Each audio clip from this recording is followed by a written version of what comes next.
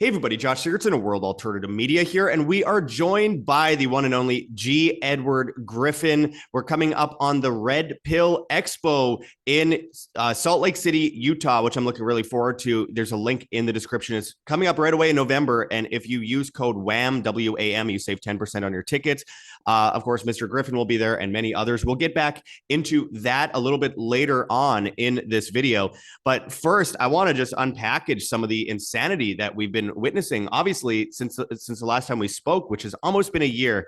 Can't let that happen again. Of course, Mr. Griffin, you've been warning about all of the things that we have been witnessing for many years, many decades.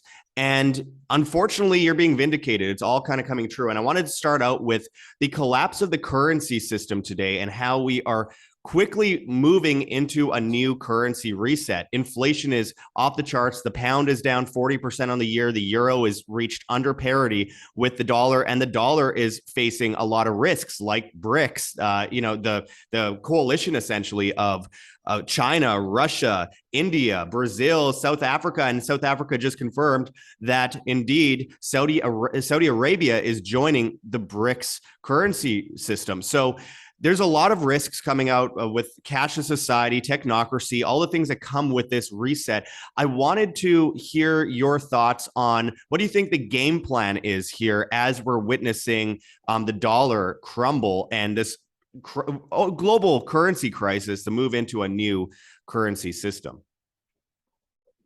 Well, thanks for that, Josh. That's a good opening question, because I think it's everybody says this is the number one issue of the day. Well, this is one of the several number one issues of the day, because it's never, in my view at least, it's never happened before in history. So it's impossible to go back and say, well, we're fairly certain what will happen next, because the last 33 or 45 times it happened, it always followed a certain sequence. So all you have to know is a little bit of history, and you can become a clairvoyant and see what the future is going to look like. But now it's a little bit different, because they're going to get rid of money as we have always known it. It's not about what kind of money are you going to have, or what kind of currency, I should say. It's a whole different game set. And let me explain what I mean by that. The Federal Reserve, which of course is the central bank in the United States, and all countries have their own version of it, is in complete charge of our monetary system.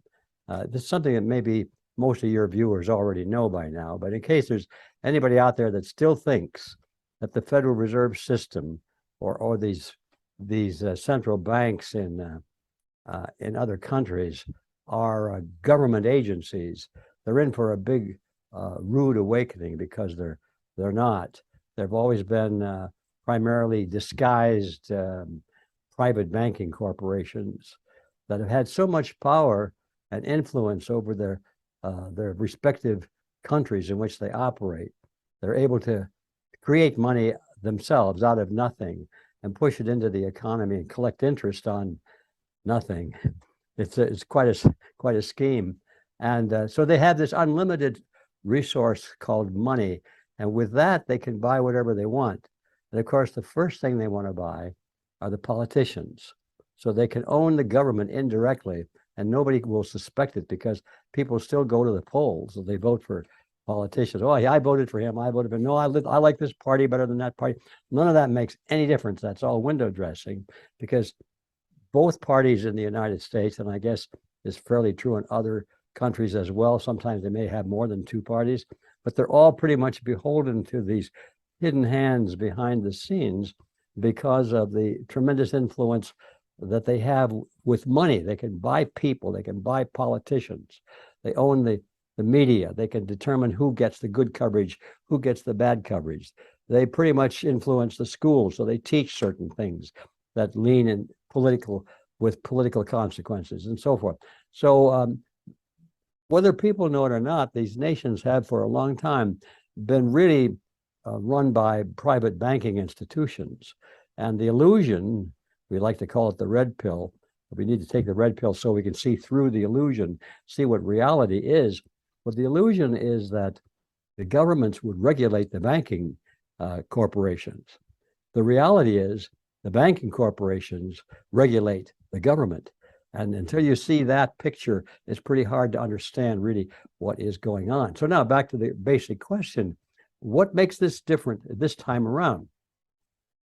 Well, this time around, the Federal Reserve System, I'm here to tell you, is not trying to perpetuate the old order, the old system anymore. They have dropped all pretenses of restraint. They've dropped all considerations, I think, of, oh, what are these terrible consequences going to be if we don't do certain things? They may talk that language, but the banks behind all of this have decided to break the existing system, to destroy it, to bring it down, to put an end to it, to bury it forever and replace it with a new central bank digital currency that'll become the new international, the new global currency. And you will have no choice. You can't go to any other country, say, well, I like the yen better. Maybe the Deutschmark is a better place to have my savings. No, you'll have no place to run because it'll be the same everywhere in the world. And you won't have any of it in your pocket. It'll all be digital, every bit of it. And anybody trying to do business with something in their pocket, like coins or blue chip stamps or Disneyland tickets or anything else of value, is going to be running up against serious opposition from the governments, which I have explained very inadequately, but briefly. The governments are actually serving the will of their hidden masters, which are the banks.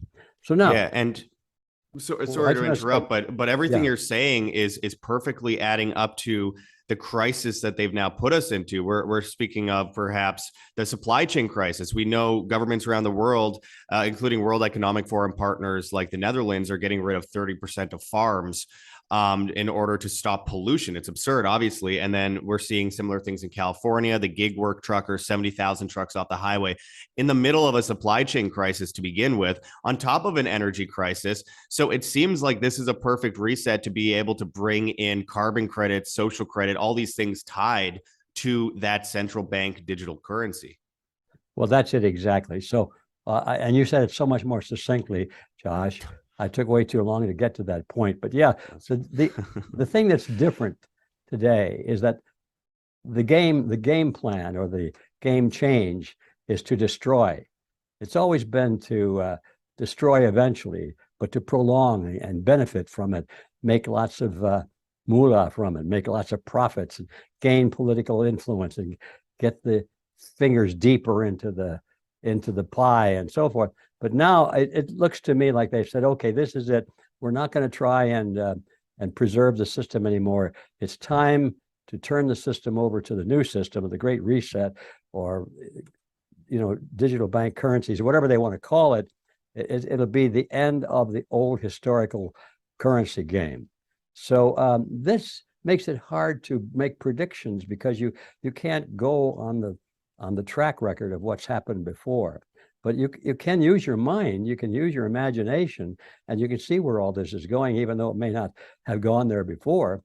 But when you see a plane falling from the sky out of control, you don't have to have ever seen one before to know that it's going to crash into the ground. So that's basically what we're seeing right now. Is the economy is in a nosedive, and we're just beginning to see the beginning of it.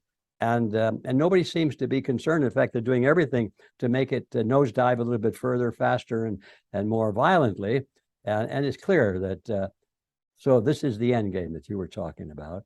The end game is to get everybody dependent on the governments, which means on the banks, which control the governments. And I have to keep saying that because it's an illusion out there. When you look at the government, you think you're looking at the people who you voted for, and they're following your best interests. This is not true.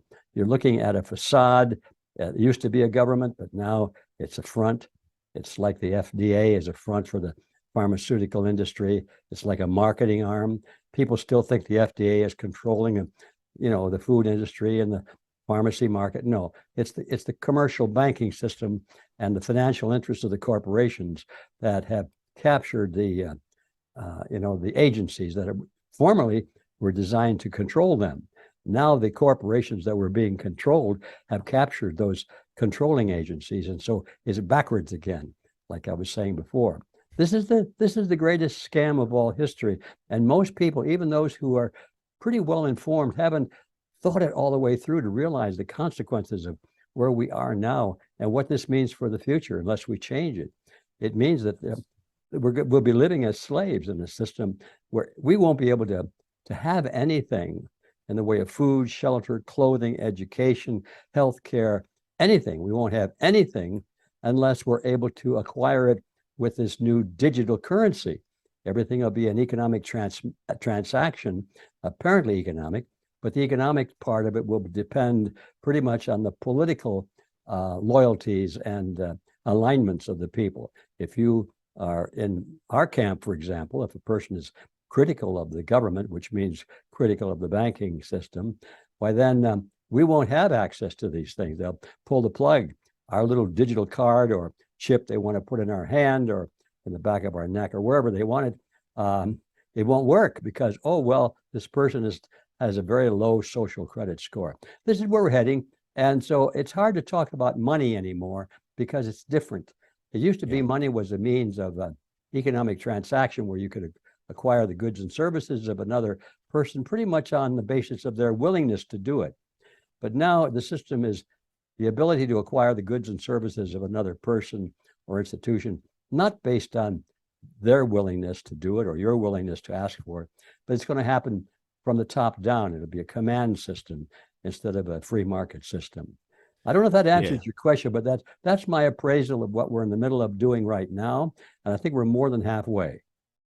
Yeah, well, very well said. And you know, I've been saying for a while, you know, convenience or tyranny comes under the guise of convenience. And when currency becomes compliance, compliance is the currency, then we are facing a really bad situation, especially considering what we witnessed, the amount of compliance that we witnessed in 2020 and 2021 with the scamdemic. And of course, you know, you kind of paint a picture of a controlled collapse, that we have the demoralization of the public, which Orwell spoke of, regarding people like Joe Biden, who is like walking into walls, doesn't know what day it is. You have Trudeau in Canada, the guy barely can tie his own shoelaces. You have the switch up of Liz Truss and all these different prime ministers like going in circles in Britain, and you have the fall of Europe, the Belgian prime minister saying 5 to 10 years of rationing ahead, the UN food chief talking about the potential of a famine in the next year. I mean, we are witnessing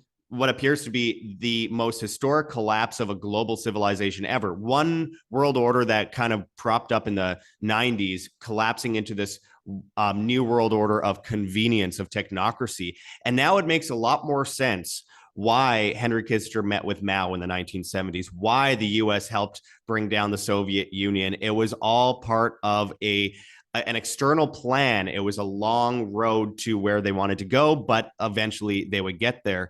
And now today we have this issue with war with Russia and Ukraine. It's complete farce.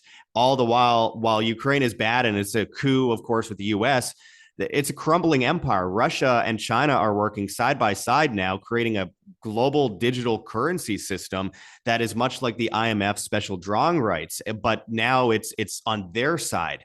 So how much do you think this war with Russia and Ukraine is kind of just the icing on the cake to finish off, get order out of chaos, finish off what they started here to bring the world into a chaotic scene and bring people to their knees to get, you know, new solutions from the people who caused the problems in the first place? Well, I agree with you totally, Josh, that is definitely the plan. It's a master plan, as you correctly described it, and it's been going on for a long time. Now, what percentage of the master plan is the Ukraine drama play? I don't know. If you just look at the Ukraine story, why it seems like it's a major player.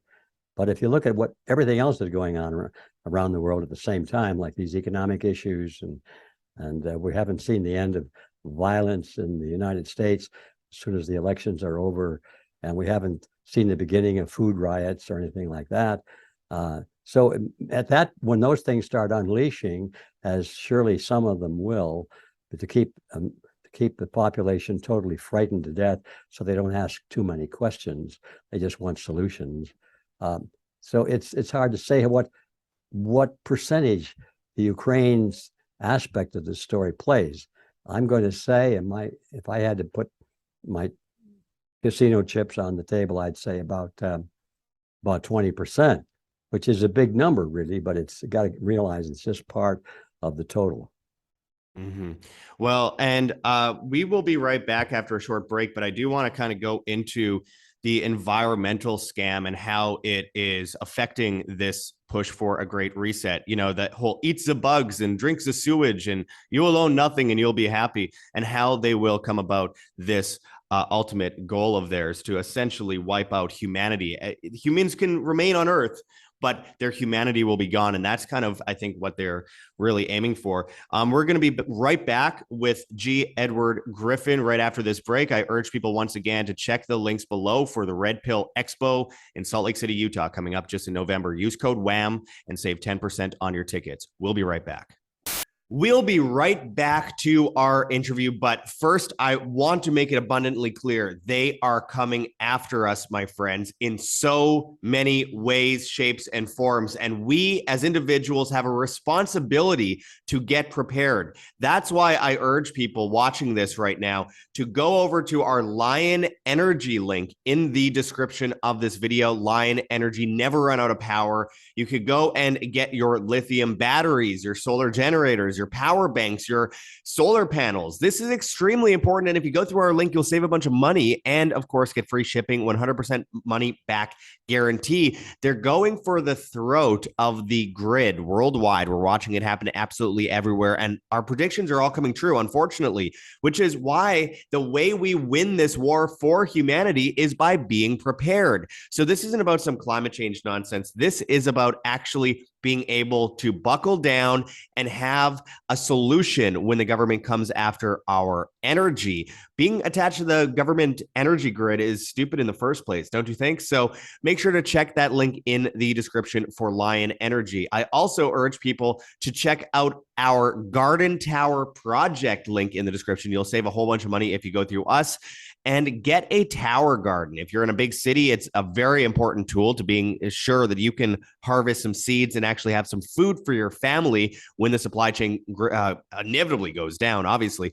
And on top of that, even if you have property where you can plant on the property, it is a great alternative to making sure that you have a way to create that sustainable food that you need going forward into the Great Reset. So we have a whole bunch of different options linked in the description at this Tower Garden project. Again, if you go through our link, you can get a whole bunch of stuff, including grow lights. Also, check out heavensharvest.com for long-term storable food that's non-GMO, heirloom seeds, water filtration and storage, books on how to get started. Use code WHAM, that's WAM. And you get free shipping in the United States on most of this stuff. Again, with the control collapse of the supply chain, it is just stupid to not have anything prepared. Your money is going to be worthless, but you will have food if you are actually prepared for what is about to come and not in some ration line for some Bill Gates mRNA infused junk. Also, check out our link for the late great Dr. Zelenko's vitamins and supplements, high levels of vitamins and supplements in this order. You could use our link in the description. And again, you save a bunch of money if you go through us and get free shipping. And just do it in honor of the great Dr. Zelenko, who died trying to warn us about what was coming. And then finally, check out the Red Pill Expo link in the description. Salt Lake City, Utah, November 12th to 13th. We hope to see you there, hosted by the great G. Edward Griffin. Many amazing speakers are going to be there. And if you use code WHAM, that's WAM, you, of course, will save 10% on your tickets. So I hope you go and check those links below. We can't do it without your support, and you staying alive and being mobilized is better than anything we could ask for as far as donations, etc. This is a way for us to stay alive while you at the same time are able to prepare yourself as human beings for the fight that really is the most historical fight throughout all humankind. We are trying to uphold civilization here. We are trying to uphold empathy, responsibility freedom. So go to those links below and get involved and get prepared now. Anyways, back to the video. All right, we are back with G. Edward Griffin, who, of course, wrote the book Creature from Jekyll Island. And you know, over the years, the amount of things that you've said that have come true, I would say somewhere around the 99%, and the 1% that's left is sure to come, unfortunately. And, you know, we're facing the most historic time, I believe, in human history. And in a way, it's an honor to be alive in this time, but in a way, it's terrifying at the same time.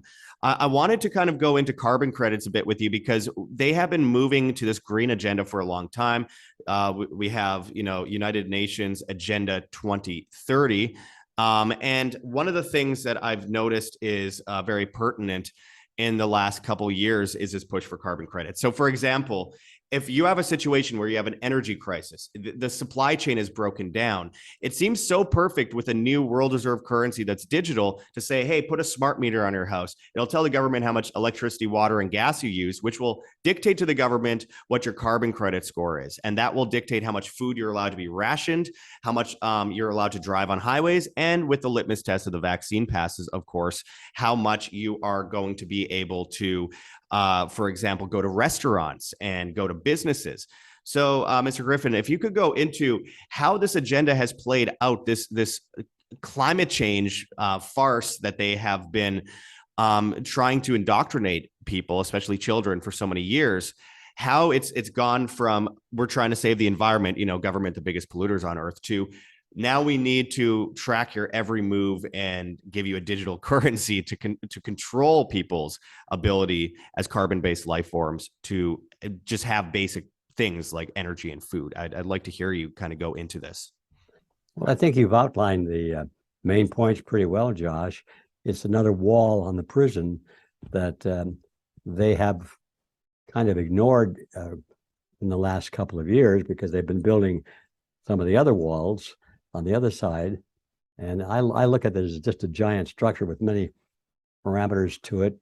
And climate change was the big elephant in the room, of course, for quite a while. I caught myself saying climate change. They changed the name to climate change because it sounds so much more reasonable, but it's always been about global warming. And that's the absurdity underneath this idea of climate change is the idea that the globe is warming. But of course, the globe warms up every morning when the sun comes up and cools down every night when the sun goes down. But that's beside the point. So anyway, the global warming issue or the climate change issue has always been a destruction of the environment issue threatened by unbridled industrial pollution and that kind of thing. That man is the enemy and production is the enemy. An advanced lifestyle is the enemy because we're destroying our resources and all of that. We know that.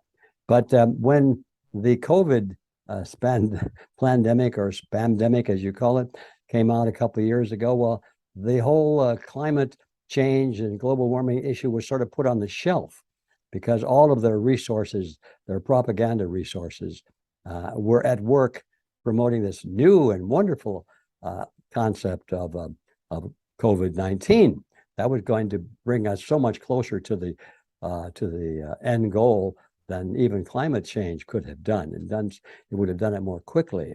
So they sort of put climate change and global warming on the shelf. But all the while, people like Bill Gates, in almost every interview where this topic came up, he said, well, yes, we can't ignore that. We have to go back soon and start to work on that. So it wasn't an issue for the last couple of years, but Gates himself said, yeah, we've got to go to work on that again. Of course, now they're going to work on it again, and all of a sudden it's a big issue again. And so it's a dead giveaway that the coming to work on that is the important thing to make it an issue. It's not that it's an issue that we have to respond by going to work on it. We go to work on it and make it an issue. And if that makes any sense. Yeah, absolutely. So now it's an issue. It's coming back up, and they keep talking about. They keep telling us it's going to be a bigger issue. You wait and see. And so I'm taking their word at it. And I presume it is going to be a bigger issue in the propaganda mills. Now, is it an issue? Of course, that's not our topic, really. I think most people in your audience, Josh, understand it's an issue, all right, but it's not the one that they keep talking about. It's an issue of propaganda. It's a issue of opinion engineering. It's an issue of controlling the thinking and the attitudes and the compliance, the passivity, and the cooperation of the population to go along with any harebrained idea that the bankers, government comes up with. So what more can I say? I think your viewers see it all. And those who don't see it by now, probably it'd be pretty hard to reach them because they're probably encapsulated in hard cement barriers against any evidence to the contrary. But thank God new youngsters are coming along because their brains aren't covered in cement yet, although they try and get them as quickly as possible. But I think if we look at the logistics and the demography of all of these things, that the young people are coming around to understand the illusion versus reality concept a lot more now than they did, say, 10, 12, 15 years ago. So I don't know. What I'm doing, I guess, is just covering this field, just touching the tops of the hilltops of what everybody should know by now. And I guess the bottom line is, yes, they have not given up on global warming. They still think that has a lot of gas power to controlling people's actions because they'll be afraid of destroying the planet, and they worry about their grandchildren's future and all that sort of thing, as they should, but not for that reason, it's for other reasons. And so yes, has a lot of utility to the conspirators, and so they haven't abandoned it. We're going to see more of it. But I think the longer it goes on, the more people realize that, oh gosh, we've been hearing that for what, 20 years or long. Ain't nothing happened to that. In fact, it's cooling down instead of warming up.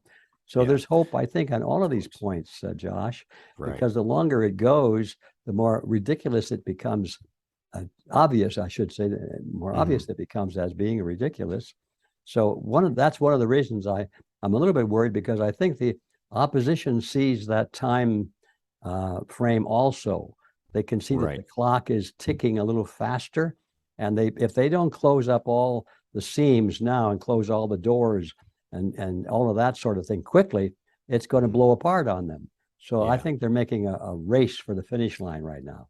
Yeah, they're definitely in desperation mode. And it's interesting because most people are not buying the climate change hoax agenda. Even if they do believe it, they don't care. And I think a big way that the establishment is trying to get around this desperately, of course, is to just utilize people's bank accounts, utilize people's conveniences in life, just like with the vaccine pass. Oh, you don't want the vaccine, but if you get it, then you'll be able to go to restaurants for 2 months before we end the vaccine mandates anyway. And then you look like an idiot and you have myocarditis. So, I mean, this is one of the things I think, I believe that this is a very spiritual agenda. Basically, they're building a Tower of Babel. Once again, I think these people are hell-bent on this. They're obsessed with it. And you mentioned children waking up in a lot of ways. And I would certainly agree, there's more information than there has ever been, but because there's more information, the establishment seems to be putting out more propaganda than there has ever been. I hate to age you on this, Mr. Griffin, but I'd love to hear your thoughts on how you, when you were in school, say 30s, 40s, how people would have reacted if they came in talking about transgender children, having drag queens dance for children. I mean, of course, the idea is absurd, but they've normalized this and they're conditioning children to basically give up their innocence, and all just the most evil things possible are happening in schools. They're talking about 5-year-olds getting sex change operations now. I mean, this is part of the transhumanist agenda, I do believe, and it's part of destroying a civilization. So I would just like to hear your thoughts on that, and also how people would have reacted, and how many heads would be on pikes back in the 1930s, 1940s if people came into schools and said, "Hey, children, do you want to become a girl if you're a boy, or a boy if you're a girl?" I'd love to hear your thoughts on this, because it's not something I hear a lot of people actually go into. Well, yes, here's again, Josh, you've summarized it pretty well just in the way you outlined the question. Yeah, the idea that people would accept such things is absurd. And maybe my contribution is that I'm in a smaller and smaller percentage of the population that can actually reach back with memory through those long, long ago days. And I can tell you that if any of the things you mentioned had been suggested as actually happening, like it shows up as a newspaper article or something like that, probably wouldn't get into the newspaper because the editors would say, come on, this is not true. Yeah. But if it did, people would think you're crazy. What kind of comic books are you putting out? You know, are you a Batman, or what kind of a weird story are we supposed to believe? Absolutely beyond the comprehension of the average person, and probably the not so average either. I'd like to think that I was in that category, although I was quite average in most ways. But I'd like to think that even back in the 60s, when I started getting onto most of this stuff, I thought, well, I would never have believed that. And it's true. I would have been quite average in that category, even though I could see some of the other things that are already happening that were unbelievable to most people. So I don't know. I guess it depends on how you're conditioned. I mean, that's one of the reasons that our enemies have had to get control of the education system from day one. They've always put control of the educational system, control of the local police, and control of the media as the number three of the three top elements of society to capture control over. And then they could pretend like they were working in what they like to call a coalition government. Right. They'll invite their opponents in. And then they developed the tactic of putting up their own opposition so they could invite their opponents in, but they're not really their opponents. They're all on the same team, but half of them are pretending to be on the other team. So that's how they operate, and they're brilliant strategists. And to repeat what I said about your question, it would have been absolutely incomprehensible, as it still is to many people today. To look at a picture of this horrible looking creature, poor thing. I don't, a man or a woman are dressed up to be the opposite. Usually they're men dressed up to look like women, all made up and looking like clowns. And so the kids think, well, they're clowns, or they're funny people, they're interesting people, and they sing and they dance. And I can understand how the little kids, 6 years old, they're gog-eyed at that, especially since they're on stage and they're the ones getting all the attention. It's like the teenagers wanting to be like the rock stars that are on television with all the ugly things on them because they're in the spotlight. So they must be something worthy because they're on stage and I'm sitting in the audience. So they want to be on stage. So they want to be like the people on stage. This is what the little kids are looking at when they see these drag queens. Oh, I want to be in the spotlight. And so I can understand that. But the thing I cannot even understand to this day, I look at elsewhere in the pictures or the videos, and I'm looking at those contented, pleased expressions on the faces of the mothers, and in some cases, the fathers who are there, who have brought these little kids to these events. It's like they're sitting there in the sidelines saying, oh, isn't that cute? Look, little Johnny, he's having such a good time. Isn't this nice that we're here today? Anyway, it's a sick world. And I guess maybe that's the kindest thing I can say about it. It's designed that way. It's designed to be sick. So, excuse my language here, but there's one of the drag queens that I saw that's going to all these elementary schools was named Ma. Now, in anyone's mind, you're going to go, that person shouldn't be at an elementary school. Kids shouldn't be putting money down their underwear. What brings people to the point where they think in any way, shape, or form, regardless of political affiliation, that it's a good idea that they should make this a trend to have drag queens dance for children? It's so absurd. It's so sick. But again, I believe this is a bankrupting of childhood. It is the destruction of innocence in our culture today. And ultimately, with the destruction of innocence, we have the destruction of humanity. So Mr. Griffin, I'd like to hear your thoughts on the kind of biblical perspective here that they're basically just bankrupting us of our humanity, bankrupting us of what's good. It seems like a Tower of Babel kind of scenario. You build to the stars until it all comes crumbling down. Do you believe this is just basically more of a war on humanity than it is about control or money or any of these things? Well, the reason I'm taking a moment to answer is I'm thinking about that because that question comes up a lot lately. 10 years ago or 15 years ago, nobody was talking about transhumanism, but now everybody's talking about it. And so it's not so much of an absurd question as it was 15 years ago. The idea of transhumanism seems a little bit over the edge, you know? Yeah, maybe. So anyway, yeah, a long time ago, you know, it was really over the edge to even consider transhumanism, but now it's a topic that's pretty much in daily conversation. So that means that the question that you ask is more relevant today. It's being taken more seriously than it was a long time ago. Now, does that mean that it is more serious or just because we're getting used to it? That's what I was thinking about. I'm afraid to say that it is more serious. I would like to have said, and at one point not too long ago, I said, well, yeah, it's more in the news. People are talking more about it, but they'll never be able to undo God's creation. It's a very delicate, complicated instrument. Makes a watch look like a child's play toy, you know, and it's just too complicated. They'll never undo it. They'll fail. Or they may be able to stop it. They can destroy it, but they'll never change it. Well, now I'm beginning to reconsider that proposition because I've been reading some scientific articles about how they're messing around with the DNA and the RNA strings and how the chemistry is interacting with mood and thought. And they're apparently even being able to transmit pretty finite, specific thoughts into people's brains at a distance. And so forth. So I don't need to go into those things because that everybody's aware of all the news we read about the advancements that happen almost every week in this step toward transhumanism, where humans cease to be human. They become some kind of a hybrid between human and machine of some kind.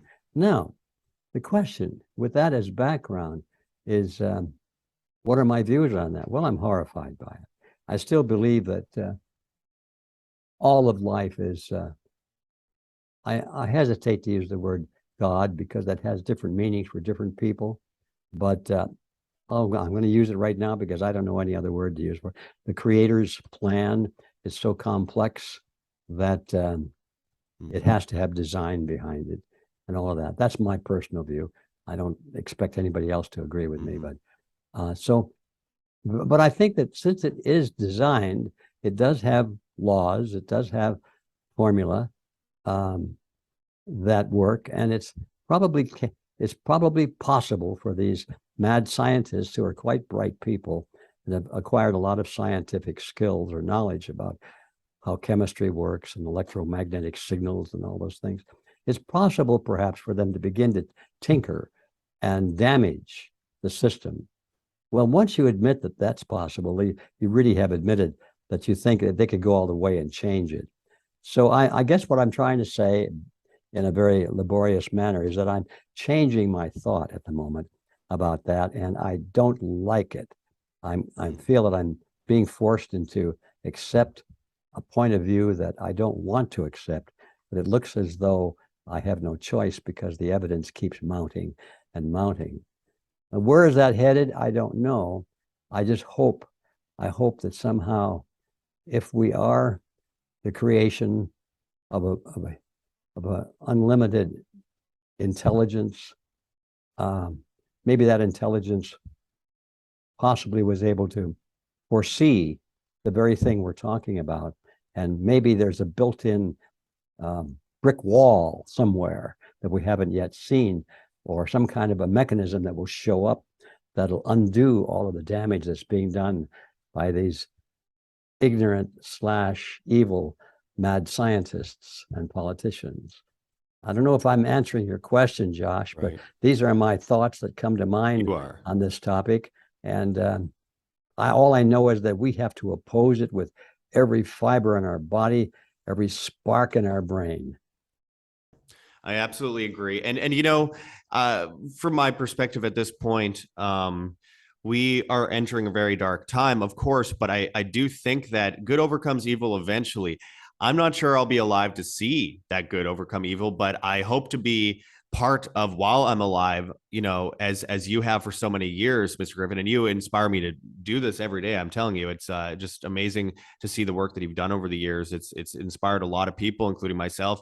And a big part of making sure that when time has gone and I may no longer be here, the efforts made in life can be reflected when we see that good overcome evil, and hopefully we can all urge people, push people over that line. And I think a big way that we can see this happen and we can see humanity in its beautiful form is at places like the Red Pill Expo, for example. And we'll get right into that now, because I do think that we have a host of solutions that we can utilize. For example, as an individual, you should have storable foods. You should have ways to be off grid. You should have these things. They're extremely important for self-sustainability. And then you have that next step. You have that community. You have the groups of people out there that want to be educated, the people out there that want to educate, and the people that are not so full of themselves and they're somewhere in the middle and they both like to be educated and like to educate. And one of the great things I've seen about when it comes to the Red Pill Expo, and it's been many, many events, is that you see people come together, you see people think, you see people change their minds or change other people's minds in a useful and productive manner. And I think that is one of the most important things going forward in changing the scope of this insanity, is to have that education out there, get people together. They walk away from an event like the Red Pill Expo having new friends, new people to converse with, and of course, more ambition to do something wherever they stand.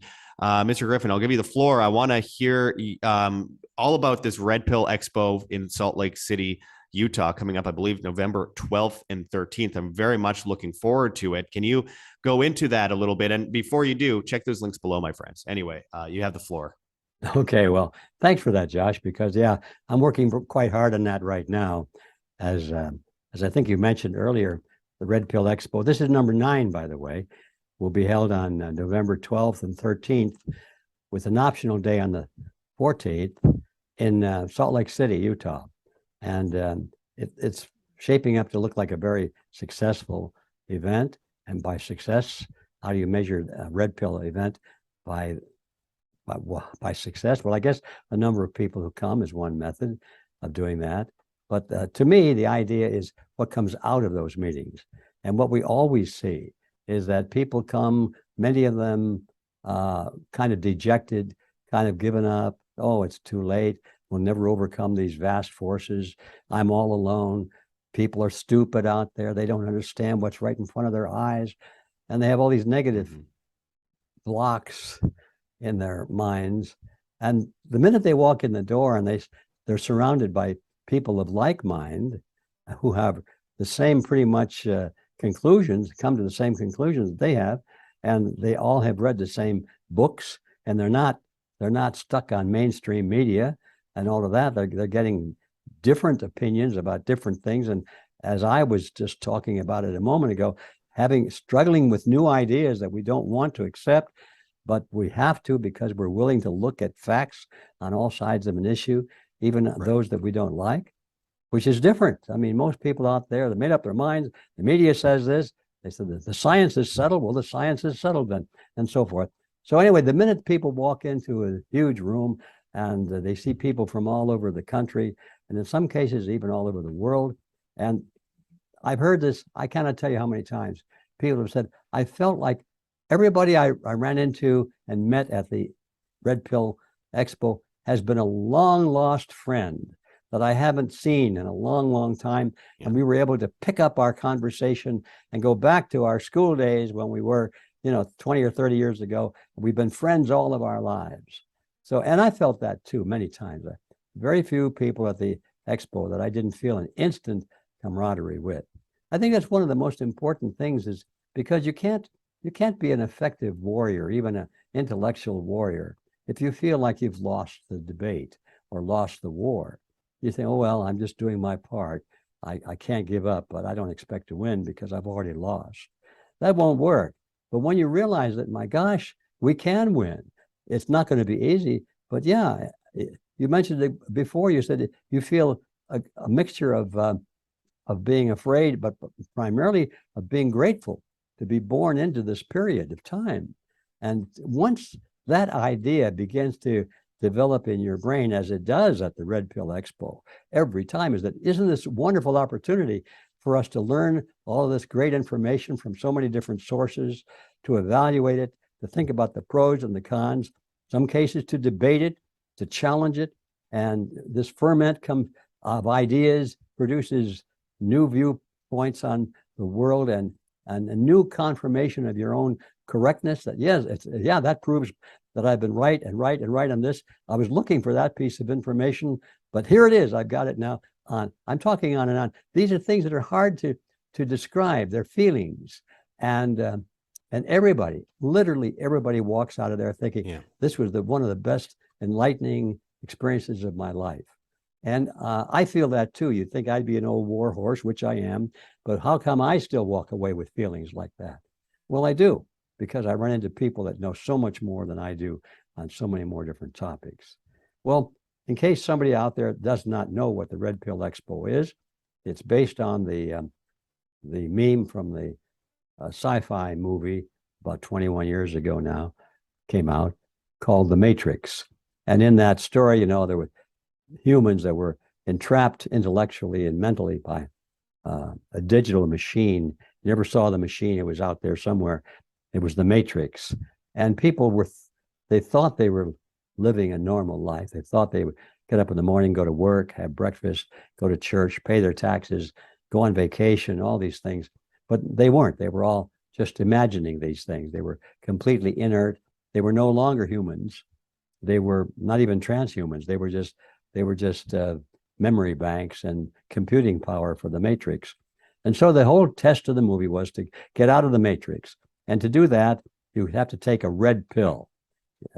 People that wanted to have this choice had to choose between the red pill and the blue pill. The red pill would allow them to see life the way it really is and break their illusions. But the blue pill would put them back into the illusion, so they wouldn't have to worry about reality anymore. And it's kind of an interesting twist, because a lot of people are like that. They would rather not know, and they know that they don't know, but they don't want to know if it's unpleasant, because they think it'll be too painful. And so they would choose the blue pill, which puts them back into the Matrix. I thought it was a great analogy. So we started these Red Pill Expos, and that's what they're all about: providing information, or blue or red pills, so that people can discover how the world really, really works. And this is number 9. And we've got, as usual, a stellar group of speakers. We've got Del Bigtree will be there. Everybody knows who he is. He's one of the leading advocates of vaccine safety. He's the producer of the movie called Vax. And a new speaker this time around is Dr. Carrie Madej. She's a doctor from Ohio, I believe it is. She's been in the forefront of spilling the beans, you might say, on what this transhuman program is all about. She approaches it a little differently. She's a doctor, and she can talk very intelligently and at length about the scientific aspects of some of these things that are in the vaccines and all of that. But her interesting experience, to me at least, is that early on in her medical career, she was given an opportunity to be recruited into a sort of a clandestine subgroup of the medical fraternity. And she was told point blank that what the goal was to change humans into transhumans and to control them all and kill off a major number of them because we got too many people in the world. And she said, well, that's horrible. I said, well, they answered, Kerry, you've got to get used to the idea because it's the wave of the future. And she rejected it. And she had to leave the country because she thought her life was in danger. And of course, she was in an airplane accident just about 2 months ago. That very suspicious. Anyway, she'll be there talking about her journey and discovery. Dr. David Martin will be there, of course. I say, of course, he's been there 3 times now, but every time he has a new and fascinating topic. This time he's going to be talking about the monetary system and why it doesn't work is because it was designed, he says, not to work. And he's pretty good at proving his case. And he'll come up with a solution to how to make it work. And then, of course, we've got, so many more. Take a look at the list. Yeah. Our very first expo, we had Sherry Jackson there. She was a former employee of the IRS as an IRS agent. And she finally saw the reality that, hey, there's no law that requires people to pay their tax. She went to her supervisor and said, where's the law that makes this legal? And they fired her. They couldn't come up with a law. And then she started to talk about it and give advice on it. And of course, that put her in prison. They put her in prison for about a year and almost killed her in there and so forth. She'll be back on our stage with a little different story this time. And so you don't want to miss Sherry. Yeah, she's actually absolutely amazing. We've interviewed her before, and of course, there's people like David Morgan as well, who's I've considered him a friend. Really, really intelligent person who could see through all of the shade they've tried to put over our eyes over the years. Very intelligent person, knows a lot about silver. If you want to talk to anybody about silver, David Morgan is your guy. And then, of course, Alex Newman and many others that are speaking there. It's going to be an amazing event as always. And, here's the thing. When we are sitting in a time in history when they can shut off your bank account, quite literally, in the case of recently Kanye West, and there's a conservative commentator on Twitter who got their bank account shut down. JP Morgan is one of them. One of them was the Bank of America. Of course, they won't shut down Epstein's bank account, but they'll shut you down for saying things they don't like. And when we see this kind of stuff happening, it's all the more reason for us to withdraw from that old system. We need to withdraw from the old money system. We need to withdraw from the pharmaceutical system. We need to withdraw from the school system, from the media, from all these different things. It is an opportunity to create a new civilization. And again, we should have some pride that we get to be the ones that do it, assuming that we win and they don't write the history books. But one of the great ways that we get to that point is by going to events like this and being able to speak to these people and speak to all of the people from all over the United States and elsewhere, because now Canadians are finally allowed to leave Canada because, their Führer told them they can. And so now we have people more internationally coming into the Red Pill Expo. I'll be coming up from Mexico and being able to converse, have their own ideas, their own opinions, listen to these great speakers, and then form some kind of conclusion, some kind of solution. And I think that is the most important thing going forward. It's the most invaluable thing that you could possibly ask for in today's situation. So, Mr. Griffin, what you've done is absolutely amazing. And after all these years of speaking out and educating people, morphing it into this expo is one of the best things you could possibly do, because now you have all these ideas coming together and have the influence onto the people that actually show up. So I'm assuming so that's November 12th to 13th, Salt Lake City, Utah, correct? And for those who are interested in creating a Red Pill University campus in their local community, this is not a brick and mortar structure at all. It's kind of our version of the counterpart to Black Lives Matter. In other words, boots on the ground in the local community. Then we'll have a breakfast meeting on the 14th for those kinds of people that want to really make a difference in the world. So it's really a 3-day event, but the third day is optional. All right. Well, I can't wait to finally see a lot of the familiar faces that I've seen at previous events, and of course, see some new faces. So if you are watching and you're anywhere near Salt Lake City, or if you're in Nevada or Arizona or New Mexico or one of those places, or you're willing to kind of do a bigger trek, make sure to go to that link in the description of this video, Red Pill Expo 2022, November 12th to 13th, with workshops on the 14th. Again, in Salt Lake City, Utah. If you use code WHAM, that's WAM, you get 10% off on your tickets. So all the more reason to come on out and hang out and talk and build the structure for the future of your children, your grandchildren, your great-grandchildren, whatever it might be. So again, thank you so much for joining us today, Mr. Griffin. It's always so interesting hearing from you. Again, you could go to the Red Pill University website. It's easy to find, as well as redpillexpo.org, which is just a branch off the Red Pill University website. And get your tickets now and get involved in your own community in grassroots ways. That is one of the biggest solutions we can look for today. Build from where you stand, and hopefully it'll spread out plentiful from there. Again, thank you very much for joining us today, Mr. Griffin. Well, Joshua, thanks for inviting me, and I'm looking forward to seeing you again.